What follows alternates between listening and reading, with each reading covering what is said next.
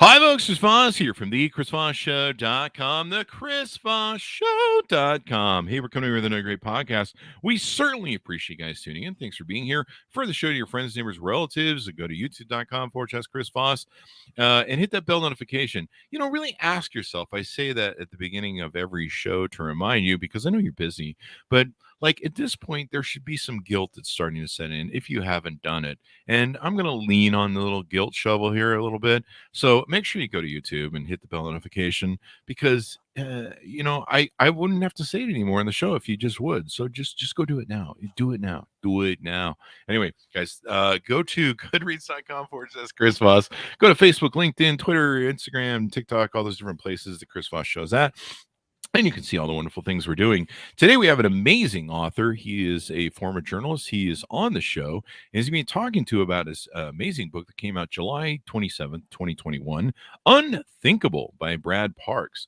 Brad's an amazing mind and the only writer to have won the Seamus, Nero, and Lefty Awards, 3 of the American crime fiction's most prestigious awards. His novels have been published in 15 languages and won critical acclaim across the globe, including stars from every major pre-publication review outlet. He's a graduate of Dartmouth College. Clearly, I flunked college. Parks is a former journalist with the Washington Post and the Star Ledger in Newark, New Jersey. He is now a full-time novelist living in Virginia with his wife and 2 school-aged children. Welcome to the show, Brad. How are you? Chris, I'm doing great. Good to be here. And that was a quite. Do you always sing your name on the show? Yeah, like that because you hit like I think that was about an A flat or something like that. They're very nice. We were talking in the show about how you were a former college so singer. So when you go Chris Voss Show, I mean, I hear that that kind of minor discordant thing you have going on. It's pleasing to my a cappella sensibilities. Oh well, thank you. Wow, compliments already from the show. They will get you everywhere. What's funny is I'll tell you just a quick story on that. So Howard Stern was doing this bit about the WNBC, right, and he was kind of on a bit for a while on a show where he was talking about a lot, and he would do that like 50 times, the WNBC, from the movie, and I decided to just do an homage to him, and for a week I started singing the Chris Voss Show, and then I quit. Like it was a bit, it was done, I did it was over, put it back, move on, and I started getting calls from Canada, which look at the problems they have up there. They sent us Nickelback, but and just the Bieber. But I got calls from everywhere, like calls, like not emails, not messages, like calls. They go, "Why aren't you doing that anymore?" And I go, "Because it's stupid. I think it's dumb." And they go, "No, man, that's the greatest thing you've ever done on the show. That's it's the best just part." Become your signature, right? Yeah. And I'm like, are you guys on drugs? Is there like a conspiracy going on that I don't know about? Like that it's dumb. It's really dumb. It's just Chris, a bit. This is show business. You got to have a thing. It's show man. business. Yeah. Come on. And so they're like, no, you have to keep doing that. That's the show. And I'm like, seriously? And so then I just started doing it. And now when I tour, like I go to events and speak or go out or whatever, people run up to me and they scream that at me. My friends do it too, which is even more annoying. They run up to you and they go, "It's the Chris Voss Show," and you're like, "Yeah, you. Give me a restraining order." Anyway, back to you. So, but I hope you modulated a little bit, because believe it or not, long time ago, I had this like summer job that bled into the school year at this AM radio station in Ridgefield, Connecticut, right? Mm-hmm. And the main DJ sat me down one time and lectured me of I couldn't say the name of the station the same way every time. It can't be AM 850 WREF. No, you have to like AM 850 WREF. You have to do it slightly different every time. Yeah, you got to give the folks at home something new. Yeah, that's what I do, and so I sing it kind of differently every time. It comes out okay. Got it. Sometimes so it's like your own Nickelback song. Sometimes I'll go low. I'll be like the ChrisVossShow.com. But they love it, and they come up to me, and they're just. It's really scary though when they run up to you and they sing it in your face, and you're just like. You're not sure if you're going to be assaulted or robbed or mugged. Well, and especially these days, if they're singing in your face, just you gotta, Yeah, that's like, true. Okay, sing again. Have you been tested? Yeah. Sure. Well, let's talk about your amazing book. Give us your plug so people can find you on the interwebs. Yeah, so it's called Unthinkable. And the premise is this, Chris. It is about an ordinary stay-at-home dad who is faced with an absolutely unthinkable choice. Basically, he either has to allow a series of events that will lead to the death of 1 billion people, or he has to murder his own wife. So you remember, hey, these are high stakes thrillers, Chris. So I figured let's amp up the stakes as much as we possibly can. So you remember, I know you said you flunked out of college, but maybe some ethics class somewhere where there's the trolley problem. Yeah, I was going to say, is this you have the trolley problem heading for 5 people. It's going to flatten and kill them unless you pull the switch, but that diverts the trolley and where it kills 1 person. And yes, you've saved 4 lives, but you're also directly responsible for the person that you've killed. And what do you do? Right. So it's basically, it's the trolley problem, but on hyperdrive. Wow. And it's that 1 person or 1 billion, huh? Well, why, 5 is kind of like, most people mean, like their wives enough that 5 people, well, hey, sorry to those. Are we talking pre-divorce or post-divorce? Well, so that was actually one of the decisions I made very early on in the storytelling process of, I have to make this a really good marriage, right? I can't make it, the marriage is on the rocks. Nate Lovejoy, the protagonist, he's not sure how he really feels about Jenny anyway. So maybe this is just a nice out. No. Like it's not a perfect marriage because I write fiction, Chris, but not complete fantasy, right? Well, that's because true, there is no such thing as a perfect marriage, but it's a very strong marriage. It's a good marriage. It's a loving marriage. So I at least have to give him pause, right? Over what's he going to do? So yes, he is still deeply in love with his wife and nowhere near divorce court. I'm sorry. He'll tell him it gets better. No, I'm just kidding. But no, this is quite the train to run on. So what made you want to decide to write this book? Do you have an issue with your wife or what's going on? Yeah, so I should clarify the reason I wrote this book is because I love my wife so much. Oh, right? Well, there you go. Well, follow me here. So with a thriller, what makes these things really go is what we in the business call stakes, right? What's at stake? And, if you have a book where what's at stake is the professor's feelings about Proust and whether or not he's going to sleep with his grad student, frankly, it's just not that interesting a book, right? Yeah. Versus if you put as I was considering this book, I figured I'm going to start with the stakes because we know the stakes are the most important thing. And what is the worst thing I could possibly ask a character to do? And because I love my wife so much, the first thing that popped into my head was, I'm going to make him kill his wife. And bang, there we go. What does your wife feel about this? It's strange, Chris. She's read all of my books except this one.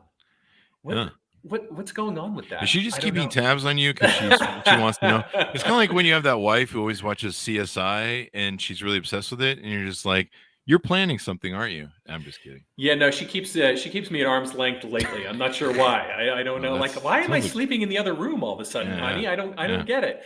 But no, we have a very loving marriage as well. All is fine. I'm not working out my repressed fantasies about what's the word for killing a wife. I think it's got a weird, it's like exoricide or something like that. Yeah. Hopefully you didn't run a lot of research and questions by her for the book. Like, what's the best way to kill your wife? Honey, right. You got any ideas there? Watch the CSI. No. Anyway, so give us an arcing overview of the book, what it entails, and give us a little bit more if you would. Yeah, so basically it starts with Nate, again, this just ordinary guy. All of my thrillers, Chris, are people that you can meet in the grocery store. They're just like you and I. They do not have any special talents or skills. They're ordinary folks, not like ex-special forces, anything like that. So ordinary guy. And it begins with him being drugged and kidnapped off of his back porch. By these people. That happens. It's a rough afternoon when that happens. Yeah. And he awakens and he is being held hostage in this incredibly opulent mansion. And he is told that he is the guest of a secret society whose leader can see the future, Chris. Well, of course. And what he has foreseen is that Nate's wife, Jenny, is the linchpin to a future global warming catastrophe that will result in the death of 1 billion people. Wow. And this is why Nate has to kill her. You follow so far? Now, will she do this in divorce court or after? So it actually, it's one of these, you always have to add layers and make it twistier as you go. So Jenny is a lawyer who is suing a power company whose coal-fired power plant is killing people, right? And you would think, so wait, doesn't this kind of make her the good guy? This will be killing less people. But no, because of the law of unintended consequences, she's going to win the lawsuit. But because of this, the power companies will develop this powerful new scrubbing mechanism that will involve a chemical called sodium hexafluoride, which is a real thing. It is the most dangerous and deadly global warming gas out there. It is like 24,000 times more powerful than CO2, and it stays in the atmosphere for 3,000 years. I have some of my coffee right now. And this increased use of sodium hexafluoride is what will trigger this global warming catastrophe. So basically, Jenny's lawsuit cannot be allowed to succeed. And the only way to get the lawsuit to go away, she has kind of been the champion for this lawsuit, this kind of Aaron Brockovich style lawyer, right, is if Nate kills her. Not only will that really kind of bring the lawsuit to a halt, but Jenny's law firm will not want to continue the lawsuit kind of because the scandal, because Nate is actually a former associate at the law firm and Jenny is a partner there. And so they'll kind of want to distance themselves from this awful, weird thing that happened, and they'll just drop the lawsuit. And that's the only way to make the lawsuit go away. And this is what the man who can see the future has foreseen. Now, I imagine there's also, a negative interest for him if he kills his wife, going to jail, losing his wife, right? Well, so the secret society has this taken care of. Oh, I mean, I love secret societies. Secret societies are awesome this way, right? Yeah, especially the Kool-Aid. The Kool-Aid's the best. They have given Nate a gun, a special gun. It is a silver-plated gun that has a bullet in it that they have rigged so that it will look like the bullet was fired by a different gun. And this will create the reasonable doubt that will allow Nate to get away with it.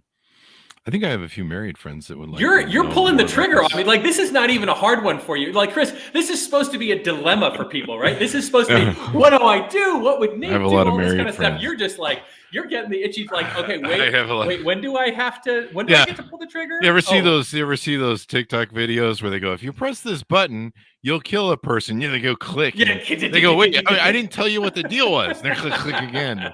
They're like, oh, no, stop that. Yeah, another interview I was on, brought up the Stanford prisoner experiments, where these kids from Stanford were just willing to like zap the hell out of anybody they could. Oh, yeah. Just because somebody told them to, and then some people would give them even more juice than they were supposed to. We are sick little monkeys, Chris. They are. I mean, we really are. This is why I write crime fiction. I love kind of peeling the lid back on the human soul and taking a look at the dark, scary stuff inside. If you've ever seen people's browser histories, that's very true. Mine could get me indicted in a heartbeat. And I could say, well, it's research. Like, I have to know, how fast will a body decompose in a pine forest? Well, and by the way, with the right acidity in the soil, it only takes about 2 months, Chris. Really? Just a little now, pro is that tip. burial or just covering with leaves? No. You kind of got to get it down in the soil, and some extra rain kind of helps with that. Hang on, I got to make some notes really quick. Yeah, I'm trying to help you out here. Yeah, because my freezer's full. So what other things can you tease out about the book? One of the issues with novels is it can't tell us the ending and usually what's in the middle. It's hard. So there's some geeky stuff. So I have this character who can see the future, which of course gets a little like, woo, I'm not so sure. So I felt the need to ground it in science. And here, scientifically, is how I have created the kind of the real possibility that a character could see the future. Did you know, Chris, that the laws of physics work equally well whether you're running time forwards or backwards? I told you earlier I flunked college. So yeah, then I'm telling you, they don't care. Laws of physics doesn't matter. Furthermore, there is this elemental particle called a positron. And there's a theory out there that a positron is essentially an electron moving backwards. Now, this theory has never been fully proven, but it's also never been disproven. And again, the math works either way. So what we've created in the novel is this concept, or not, I mean, it's not even a concept. It is real. It is very, very possible that we are getting positrons coming at us from the future all the time. And the what if, now this is the fictional part, what if there were a person who had evolved the ability to sense that matter coming at him from the future. Just as 500 million years ago, there was the first organism that could see light, right? And this, basically becoming able to sense photons. Here is somebody who is able to sense this matter coming at us from the future. And that is how we get a guy who can tell the future. I usually sense stuff coming at me, but usually it's like a pan from one of my ex-wives, one of my 10 ex-wives. This is getting to be a theme. So this actually might be the killing their wife. It might be a how-to guide for you. I mean, I want this to be ultimately useful for you. Did you just speak up? Are we just accessories now in some sort of future act? Is that how this is working out? It could work out that way, but can we be indicted for it? I'm not sure. I can see us at a trial now. Did you come up with this stay-at-home dad thing during the? I don't know if you came up with this book during the coronavirus thing, because that was kind of a stay-at-home dad time, or right? So actually, I was a stay-at-home dad for a while, and so I always thought it was a kind of a cool character to put in a novel, because you don't actually find them a lot in books. Or even in movies. I developed this sensitivity to this when I was a stay-at-home dad. I mean, first of all, you get the crap of somebody will see you with your kid and you're walking along with your baby and they'll be like, "Oh, is daddy babysitting today?" It's like, no, actually I'm parenting, or where's mom? It's like, who cares? All that kind of stuff. The other pet peeve I have was the whole thing of in movies, one of the most famous stay-at-home dad movies is Mr. Mom, right? Yeah. Michael Keaton. Sorry, Alex Keaton is that other guy. Anyhow, Michael Keaton. And the only reason he's a stay-at-home dad is he lost his job, right? Yeah. Or there's Adam Sandler in Daddy Daycare. The only reason he's a stay-at-home dad, somebody literally dropped a kid on his porch, right? Yeah. So it's not guys doing what actually, frankly, most stay-at-home dads do.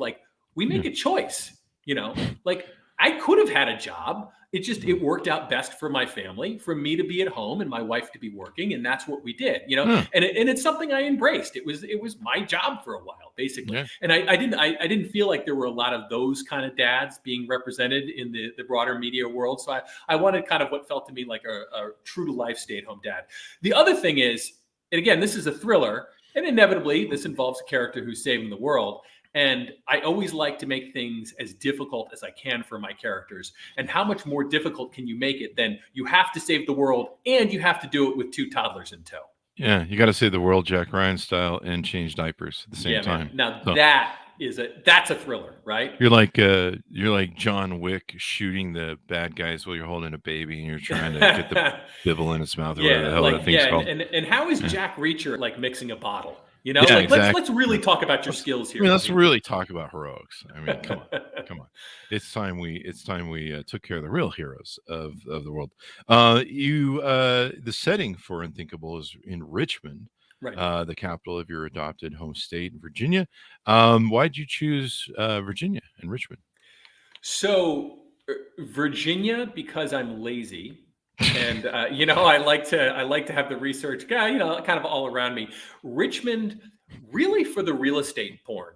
I'll be honest, Chris, because I love Zillow, right? I love going. So this is, again, ex-journalist. I'm very, very nosy. I love just going on Zillow and looking at houses and kind of, especially when people's stuff is still in it. And yeah, I know they've printed and made it nice, but I still just love, peering into random people's homes. And, every once in a while on Zillow, you get that one lazy person who still has somehow they're in the mirror and they're taking the shot. Oh, it's that kind of thing. But I love looking at houses. So Richmond has a lot of especially in what's known as the fan section of Richmond, just a lot of cool, older, late 19th century, early 20th century kind of homes. And I just wanted to go home shopping for a while. So I did the hell where I pick out, my character could live here, the kids would go here, that kind of stuff. And then I also, I made the Shadowy Secret Society one county north of where I actually live. This being all about, of course, plausible deniability. Because I'd be like, no, I didn't put it in my county. It's there. You're gonna have trouble getting to the Frosty Free store, and they look at you going, "You wrote some bad stuff about us, buddy." I love using real places too. Whenever possible, as long as it won't get me in trouble with libel laws or anything like that, because it's fun. I think. Well, I love reading a book and recognizing the places in it. It helps you get into it yourself. There you go. This is what I was going to do when you said you were just being lazy. I was just going to be like, oh, I'm out of here. You might as well. But I needed part of the PR sheet, so I tore into the other thing. But no, that's really cool. As long as you're looking into other people's houses on Zillow, it's kind of okay. But yeah. Well, it's like, Chris, like the question, like, if you had a superpower, what superpower would it be? I am straight up an invisibility guy.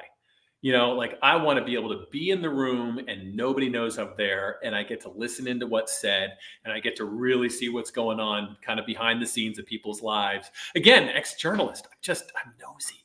Yeah, we need to get you out more, Brad. Anyway, I'm just kidding. No, it's funny. In fact, I had a friend who was a realtor. Yeah, well, I still have her as a friend, and it's just like I'm just losing my friends. I had a friend who was a realtor, and now she's in the forest, and I'm using her decomposed. Anyway, just kidding on the call back there. You are darker than I am, Chris. Like, I'm supposed to be the twisted one here. I write thrillers and kill people and stuff. My browser is like whatever. It's actually kind of been a weird day today. It's been like the stupid people collection day this morning. But it's been nice to have you guys on because you guys give me a break from the people that really suck. They're trying to lower my IQ. It's a plot, I know. But I was gonna say I have a real estate friend, and she posts like all these pictures of this beautiful home, and then the master bedroom. She posts this on Facebook, and the master bedroom was just a weird master bedroom with just lots of bottles of lotion and like this weird dining table thing, TV dinner stands that you have. And you're like, so what it appeared to do was they took the whole home and they, got it ready to show. And so the person's basically living out of their master bedroom. And I wrote them privately. I go, what's with all the lotion on the thing? I mean, I'm surprised there's not some other things on there. And she goes, yeah, I had to move them for the picture. So it's like a Silence of the Lambs thing. Kinda, it puts the lotion in the bucket. Puts the lotion in the bucket. But evidently there was some different battery operated products you had to hide. Then you have to go in and like house shop and ask, so does this convey with the house? Yeah, does it? I mean, might add for some people that adds value. Yeah, throw it into the contract for sure. I'm not judging. We are not here to judge. I don't want to hurt anyone's feelings. That's what we do on the show. So there's some scientific underpinnings of the book that you've carefully researched. Tell us a little bit about those. Yeah. So again, there is this physics principle of time being able to move backwards or forwards. And then, the global warming stuff is of course a lot of fun. Now, I don't want to get in any way political. As soon as you say global warming, people go, and I have a thing in the acknowledgments of the book where I really beg people, like, please spare me your 1-star review on Amazon about how political I'm getting, because the observation that the planet is getting warmer is not political. It is observable fact. What you do about it is political. Right? Like what policy we should implement, all that stuff. And so I try to make it very clear. I'm not taking sides in this book. Okay. So lay off with the 1-star, you're awful Amazon reviews. Marjorie, leave my office. Get out of my office. Marjorie Taylor Greene just showed up. Get out. Get out, you crazy. See, but I'm trying to stay on the right side of, well, okay, maybe not. Sure. Okay, we'll leave her out. She's pretty out there. She's pretty wacky. But for most people who are, again, reasonable enough to say yes, if the data suggests that 4 of the 5 warmest years on record have been the last 4 years, yes, we know the planet's getting warmer. Again, it's what you do about it, and that's where I stay out. So there is a lot of science in here about global warming, of like what, again, because this is the monster under the bed, if you will, of if this lawsuit succeeds, then it will trigger this global warming catastrophe that we are trying to avoid. Sounds like he. I hope he's. I hope he's got a good political affiliation, because there is a party trying to do that. Anyway, I'm just kidding. We kid because we love. That was on me, not on Brad. I'll take the arrows on that one. One of the characters in the novel is called Marcus Saki. Saki, yes. Saki. Okay. And tell us a little bit about that. It's named after a very talented real-life author. Yes, Marcus Saki is a terrific author. He writes wonderful books, and he's a buddy of mine. And early on in this novel, I kind of called him up and we were bouncing around plot points, and he kind of helped me think through some of the aspects of this. And so I thanked him in the only way that a thriller author knows how to thank someone, which is I made him a stumbling drunk and then had him killed by a hit and run driver in the book. I know. I was reading this on the sheet. It's like he makes him an alcoholic. His best Yeah. friend, he makes an alcoholic and dies a brutal death. That's love. Where I come from. Note Chris. to That's self: love. never make friends with Brad. Okay, I just Well, want. yeah, Chris, I'm not sure I want to make friends with you because, you've been, That's true. dismembered bodies, things in the Exactly. trunk. I mean, I don't know if I'd last very long. I mean, I live in Vegas. It's mostly dead hookers, so it's a big desert outside that city. I mean, It is, a lot of room. yeah. Plus, there's Lake Mead. You just sink people in it. You never want to drink the water in Las Vegas after you talk to police officers and what they pull out of Lake Mead. As the thing's been dropping, they're like finding stuff from like way back. Several of the characters in the novel were named after people who gave generously to charities for the right to name a character. You had people. Wait, hold on. I'm doing a book right now that's in editing. You had people that gave generously to charities to be the characters in your book names. Yeah, because so it's kind of the. What am I doing wrong? It's one of the not most unique, because you can't be most unique. Sorry, I want to take that back. It is a unique gift, right? That for the person who has everything, get them a character name in a book. And anytime I get approached by a charity saying, "Oh, would you like to raffle off signed books?" It's like, nobody wants a damn signed book, but a character name in a future novel will generally go for, even for a small local charity, that'll fetch $1,000 at an auction, no problem. I don't know, man. The one guy who evidently did get his name in your book that I know of, that you made him an alcoholic and gave him a brutal deth. I mean, that's just. But people very much enjoy that, believe me. So like in this one, Buck McBride is one of the characters. This is a gentleman who made a kind donation to a local charity, and let me see what I did to him. I put him in a mental hospital. I had him have a mental breakdown and then hang himself with an electrical cord. I mean, again, like this is me showing my love. Are most of these people masochists, or what's going on? No, I mean, it is funny though, the number of people who, when you explain to them that there's a pretty good chance if I put you in the book, you're going to die, right? They just want a good death. Wow. Yeah, they can always hold the book up and be like, "Hey, I died." No, and like the number of people who they ask to be the villain, right? Mm-hmm. Nobody wants to be the good guy. They all want to be the villain. There's dark stuff going on out there. There is some dark. They must be friends of mine. But hey, do you want to give Brad some money so he can put you in the Fargo tree shredder scene at the end? Yeah, there you go, man. That sounds like a riot. But that's brilliant. Actually, we are looking for sponsors for the book, and my friend had sold sponsors, but this is even better. I love this idea. In a sly nod to fans of Brad's early work, the law firm Jenny works for is Carter, Morgan, and Ross. Tell us a little bit about what that is about.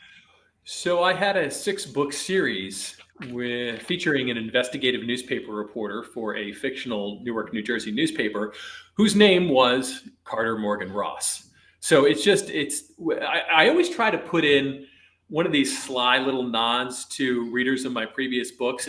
And oftentimes, so I think in the previous book, like I in a book I wrote called The Last Act, I had a character saying, I was reading a book called Say Nothing by an author I'd never heard of named Brad Parks. You put those kind of little references in, or just like little pieces to your past books, or you have somebody walk in who's a character from a previous novel, and people who've read all my books, they enjoy that kind of stuff. It's just that little way of being able to say to your readers, "Hey, I see you." What I would have done with Carter, Morgan, and Ross is written a book on moronic parents who reverse engineer the first and last names. Can't get it right. Poor Carter, Morgan, Ross. Dude has 3 last names. Yeah, right? Or 3 first names. Or 3 first names. You can go either way with that it's really, and he does bemoan this in the novel. So Carter Ross is, and suspend your disbelief. I know you can't see me like in situ, but I'm about 6'1". I have brown hair, blue eyes. You get so Carter Ross is 6'1", brown hair, blue eyes. Basically he's kind of he's me. Basically. Wow. Okay. Yeah, I know. It's crazy. So anytime I do something to Carter, most of my readers know it's probably something I've done, frankly, or it's maybe something I've dreamed of doing. There is a lot of this, except for the part about killing your wife, Chris. A lot of this is wish fulfillment for sure. I'd fill in the joke. There's still time, but I won't because I think that would make me an accessory. Can we have the lawyers ring in on that, please? Thank you. So this is pretty interesting. Maybe Brad, you're coming up with a new genre of Hollywood film, the superhero Jack Reacher. Who was that guy I referenced earlier? The Jack. Anyway, the new superhero who's a baby daddy, stay-at-home dad, and he's killing villains while he's changing diapers. Yeah, I mean, okay, let's see if you could defuse the bomb while wearing your child in the baby Bjorn, right? Yeah. You get the kid right here, and then you have to cut the red wire. Yeah, because that makes it an element. Because you're not going to die, not just you're going to die. The baby's going to die. Exactly. Like every mom in that audience is freaking the out. Going, you better cut the red wire, dude. And that's I think it would be an interesting genre. You're all out of ammo or something in your guns. And you're like, oh crap! And the guy's holding a gun, and you just pull the poopy baby diaper off and throw it at the dude. And perfect. There's a lot of everybody gets freaked out by that a little bit. Can somebody get a screenplay going on that topic? I think I just set the basis for the whole thing. But no, I mean, maybe there's a new thing. I mean, I wouldn't go see the movie, but maybe stay-at-home dads would. I don't have any kids. Yeah. So in the first novel I wrote, I didn't have any kids yet.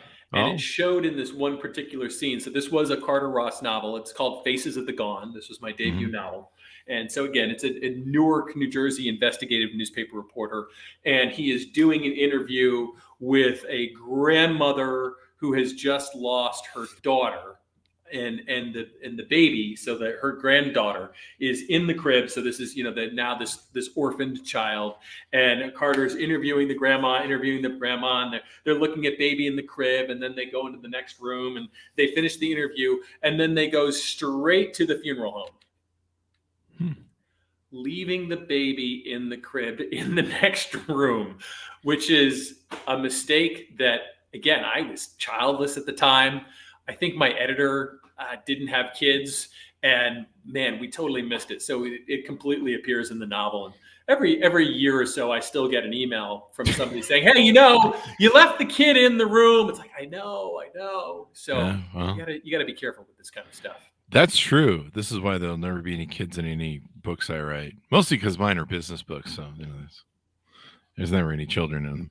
But maybe there should be. There are plenty of children in business books. They're called CEOs, Chris. That's true too. And I was going to say, actually, there was one point when I had all my companies that I could have written 4 books about all the employee stories that would happen every day.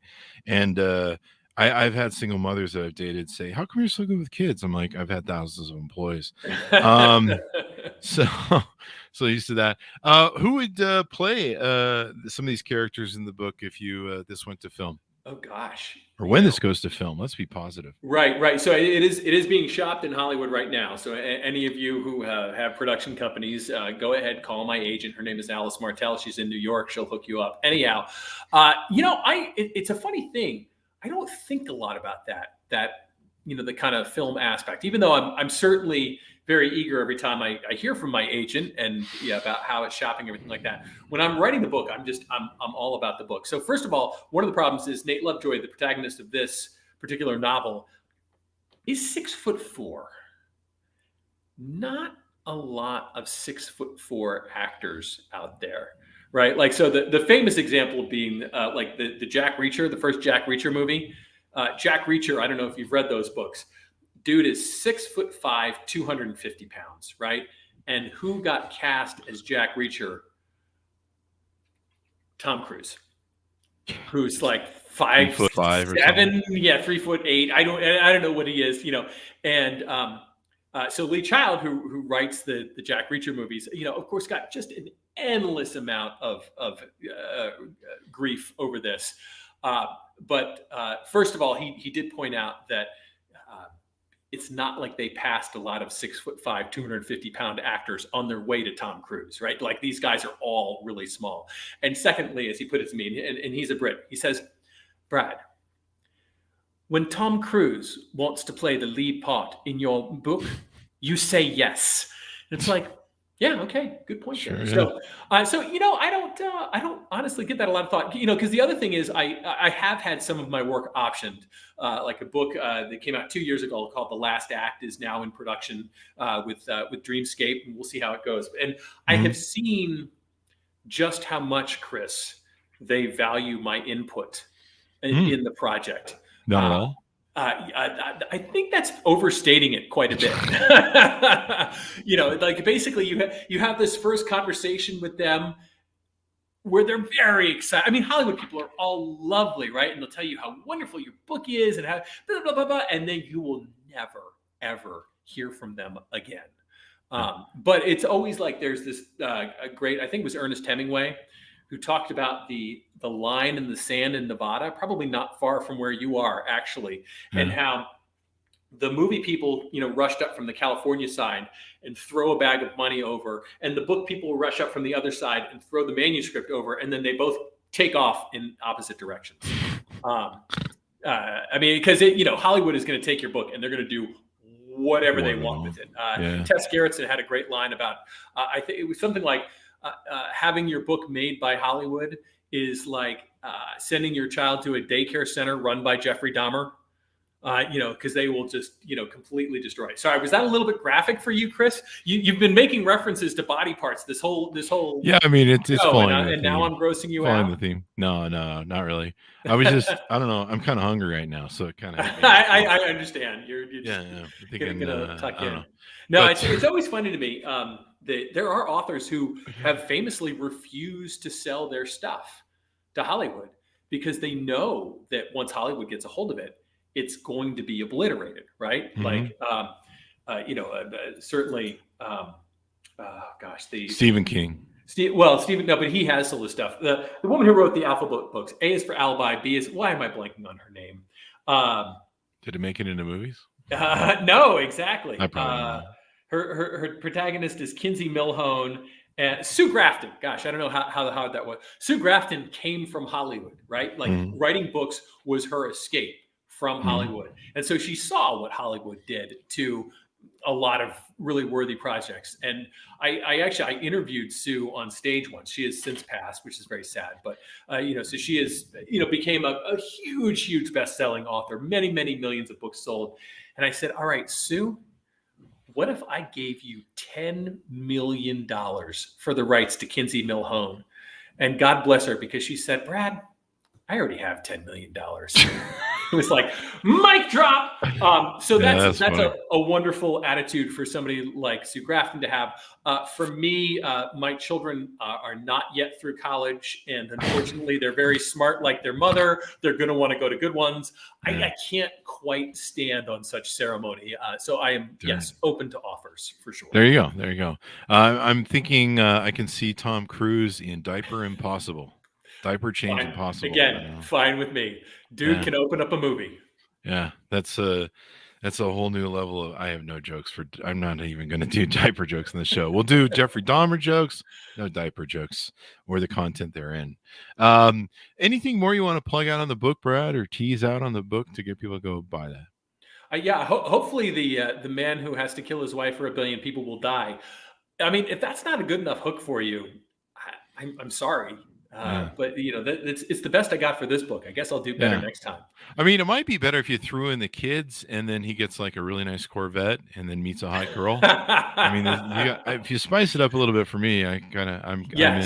All the other divorced guys out there. I've lost all of the mom crowd. But meanwhile, yes, my median reader is probably a 65-year-old woman. So I'm really not going to do that to her. No, yeah. There you go. So give us your plugs so people can find you on the interwebs. Yeah, for sure. So my website is www.bradparksbooks.com. On Facebook, I'm facebook.com/BradParksBooks. And on Twitter, I am Brad_Parks. Or you can just send me. I mean, if you're like 40 minutes into the show, however deep we are, and you're still with me at this point, send me an email. What the? I mean, you deserve like a Purple Heart or something. My email is brad@bradparksbooks.com. Yeah, I think at this point in the interview, you're gonna get like that box from that dude in the movie Seven at the end. That's probably what's gonna get mailed to you. Right. Anyway, just kidding, just kidding. We do the jokes here, kids. Thank you very much, Brad, for coming on the show. It's been a wonderful delight and very interesting as well. Chris, really good to be here. Thanks for having me on. Thank you. Guys, go pick up the book wherever fine books are sold, but only where the fine books are sold. Unthinkable came out July 27, 2021 by Brad Parks. Thanks to him for being on the show. Thanks to my audience for listening in. Go to youtube.com/Chris Voss. Hit the bell notification button. Go to goodreads.com/Chris Voss. Go to Twitter, Facebook, LinkedIn, TikTok, Instagram, all those different places, and see what we're doing over there as well. Thanks for being here.